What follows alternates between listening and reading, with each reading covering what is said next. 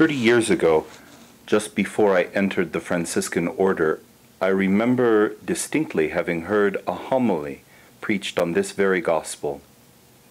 The priest was a young man, recently ordained, and a little bit nervous.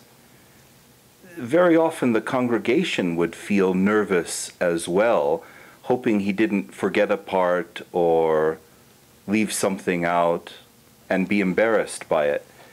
So on this particular occasion, he proclaimed the gospel, and then for his homily he said, "Society tells us we should have a big house and 2 cars in the garage and a big TV, certainly a savings account for retirement.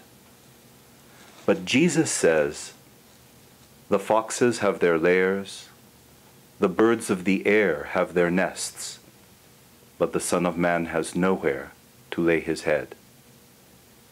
And then he sat down. And we all thought, oh my goodness, he's forgotten the rest of his homily. And after a few moments of reflection, he stood up very deliberately and said, "We believe in one God, the Father, the Almighty, creator of heaven and earth." And I'm struck by the fact that 30 years later, I still remember the homily verbatim.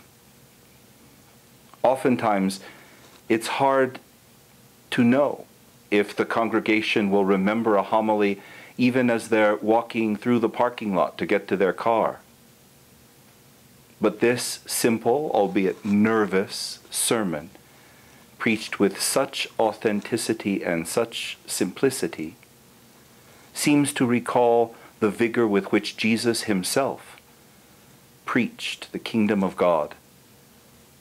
And so I'm struck again and again by how very often it is the simple and the nervous and the inadequate who manage to preach the most succinct and profound homilies of all. This, I think, is probably why it is attributed to St. Francis of Assisi that the friars should preach always, but only use words when necessary.